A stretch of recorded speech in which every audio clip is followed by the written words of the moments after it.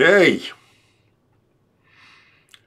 Every now and then, old Uncle Sam here finds a real nugget. This is a real nugget. This gentleman retired 2 years ago from the Department of Homeland Security as the head of critical infrastructure.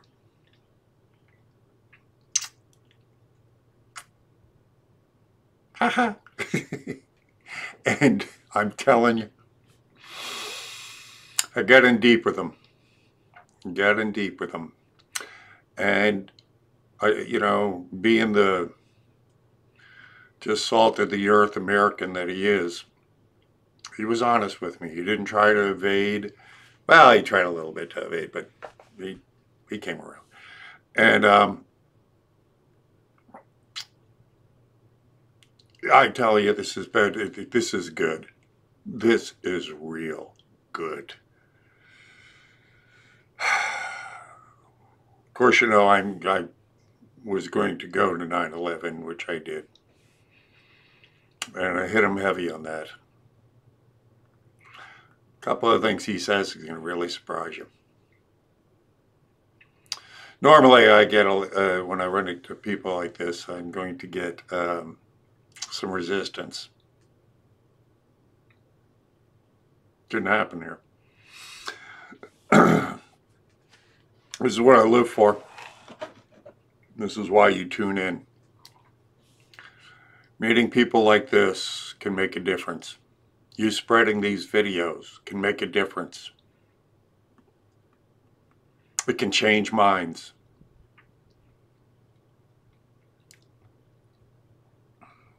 So, please do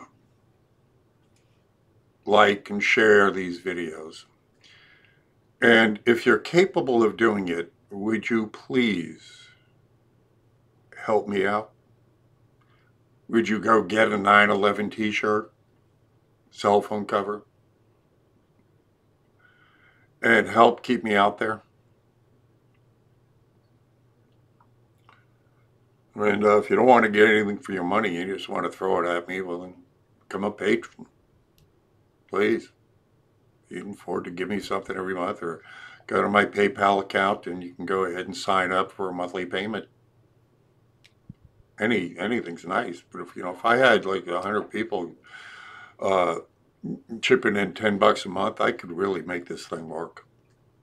I like 100 times better than I'm doing it now.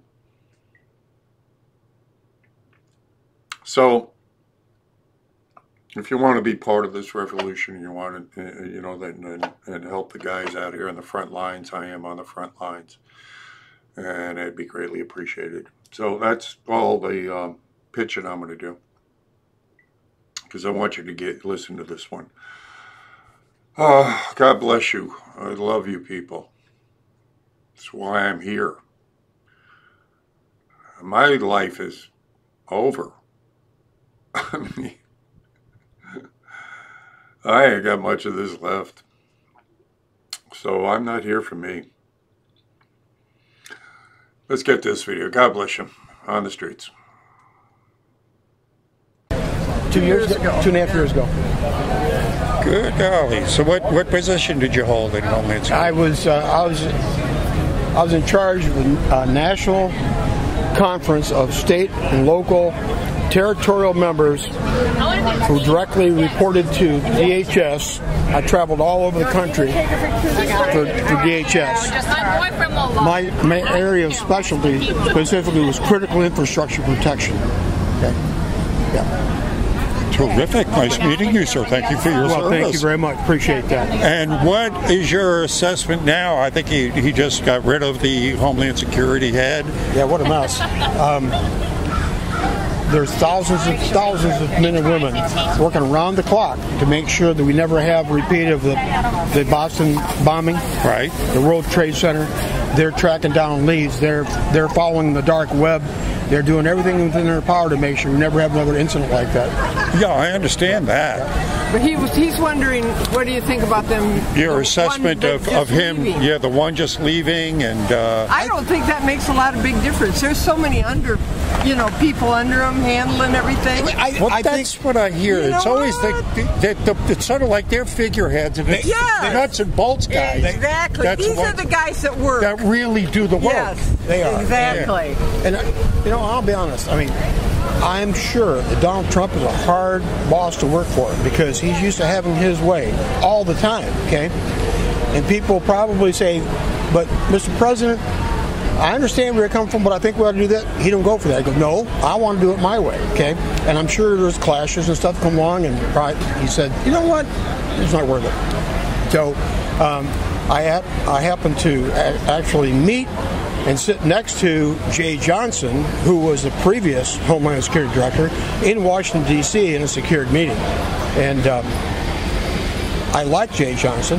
He was a tough Homeland Security Director. But, of course, he served under Obama. He was an Obama appointee. And, of course, as soon as Donald Trump came in, all the secretaries knew that they were gone. Anybody that's associated with Barack Obama, they knew their head was on the block. So everybody started stepping down, and, of course, give Donald Trump the opportunity to appoint his people. So I don't think it's going to be that big a deal, to be honest with you, for Homeland Security. The boots on the ground, the men and women behind the scene are going to continue to do their job, and I'm sure Donald Trump will find somebody else. I'm going to get kind of weird with you here, but this is... Go right ahead. I happen to meet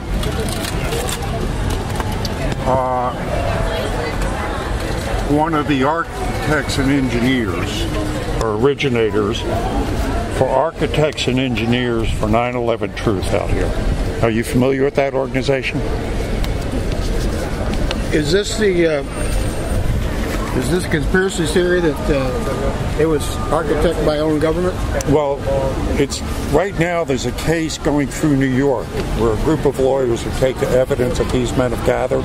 There are over 3,000 architects and engineers, some of them are the best in the world, that have studied the collapse of the World Trade Center towers and have gathered the evidence showing that those buildings came down by controlled demolition. Now, the case has been presented to a judge in appellate courts in New York City, and it's been granted to go forward. There's evidence here, like, 118 firemen testified to explosives going off all around them that day. But NIST, whose job it is to test, and when anything happens, National Institute of Science and Technology, if a bridge falls down, their normal MO is to also test for explosives. They never tested one test for explosives in those buildings in 9/11. Not one test, which is kind of weird. So here we have 118 firemen tested for explosives going off all around them. NIST doesn't do a test for it. Steel melts in a blast furnace after 2.5 hours at 2,600 degrees, not an open fire. 3 pools of molten metal burned under those buildings for 2.5 months. Where did that molten metal come from? So there are things that, physical evidence. I'm just talking physics here. And I'm sort of like Columbo. I see things and I go, wait a second. Why wasn't building number 7 even mentioned in the 9/11 report? Here's a 47-story tall building that housed all 16 of our intelligence agencies and the mayor's emergency bunker, that from the Twin Towers, from here to that brick building, and it collapsed like this in perfect controlled demolition without anything hitting it. And no one's ever explained why. So there are just a lot of questions about 9/11, and I know that, of course we have enemies. It's obvious. Any great country's going to have great enemies. But I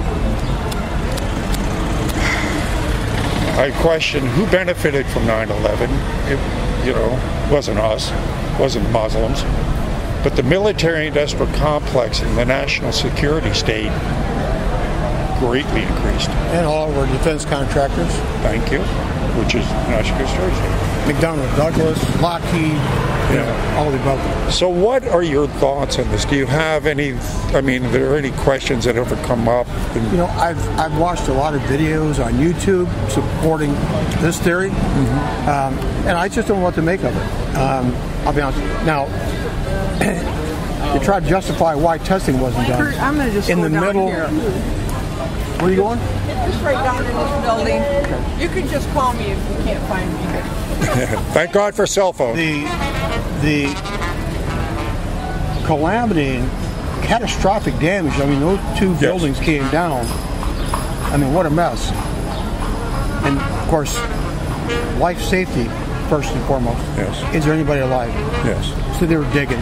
Yes. Weeks and weeks, and they dug.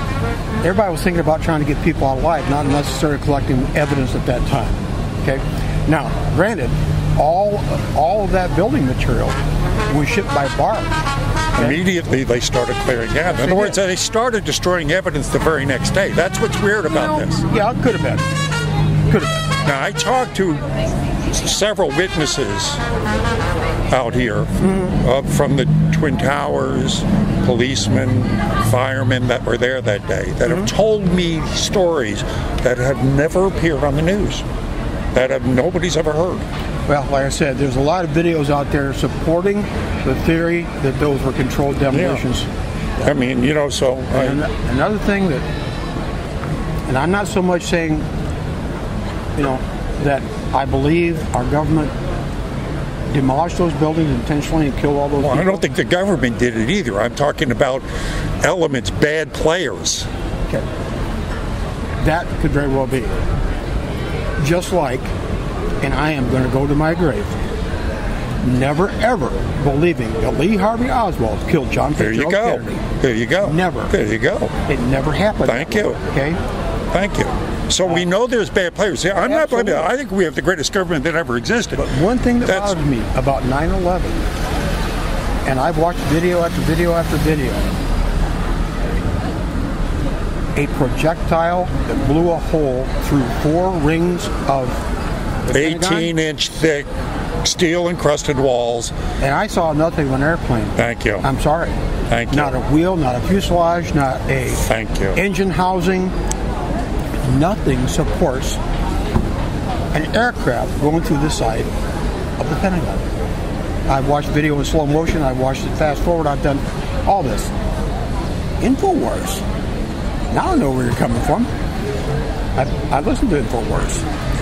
Yep. There's a general, his name's blowing on my mind right now, but his Stubblemeyer, General Stubblemeyer, whose job was to look at photos of explosions and whatnot and say, what did that? And he says, he went to his grave saying, whatever hit the Pentagon wasn't a plane. I agree with that. I do agree with that.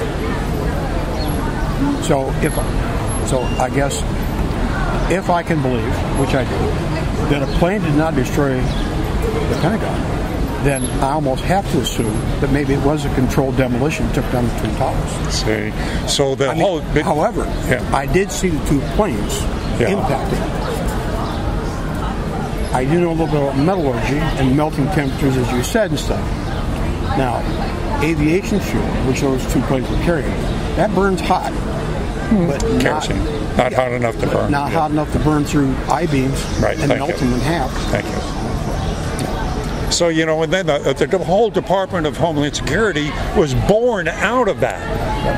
So that's what I'm saying. Who benefited from it? And then, of course, you guys, of course, your job was to protect, and you've done fabulous.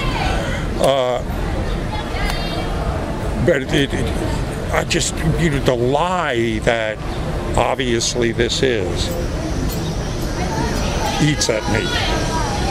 Just eats at me, because if we got those bad players still in play, that means they're still capable of doing whatever.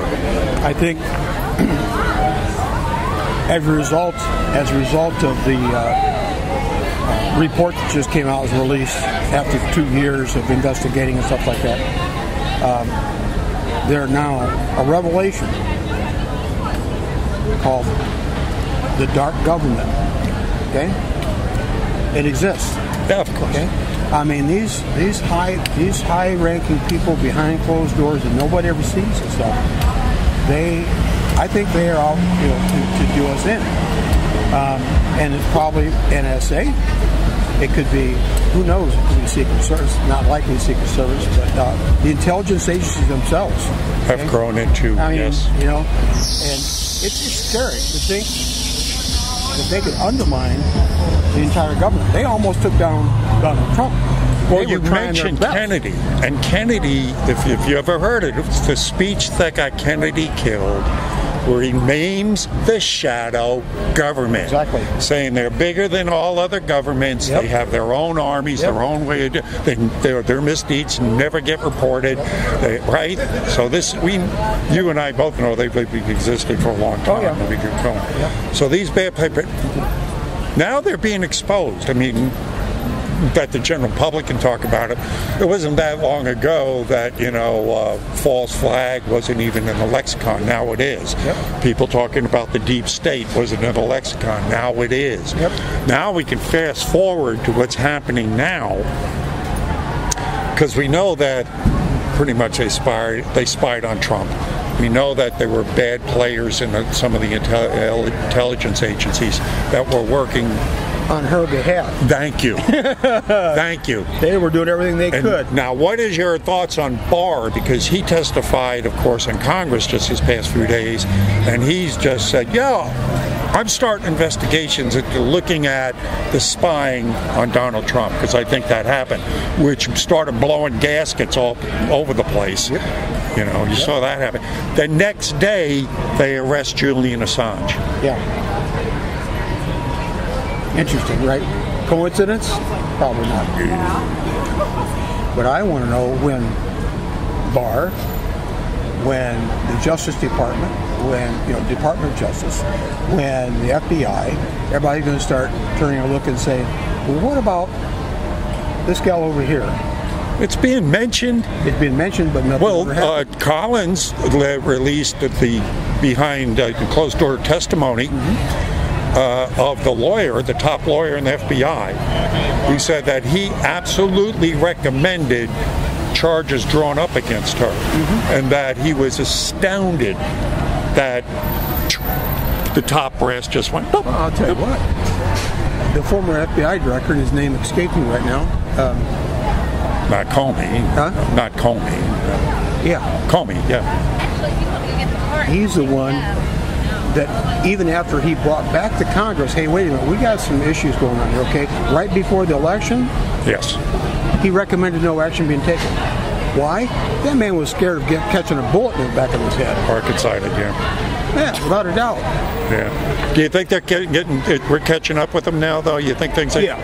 Do you think the worm is turning? I think it is, slowly. Much more slow than I like to see it. Oh, yeah. I mean, I've been waiting for a revolution since, I don't know, Kent State. Listen, been a pleasure visiting with you, sir. God take care bless of you. yourself. Here, let me give you a get-out-of-jail-free card from Hillary Clinton. Well, thank you very much. As you know, good for any crime in the world. All right. Have a good afternoon. Okay. Tell me that wasn't worth the price of admission. If you like what I'm doing out here, subscribe, go get something, will you? That was golden. Was that worth the price of admission? Yeah.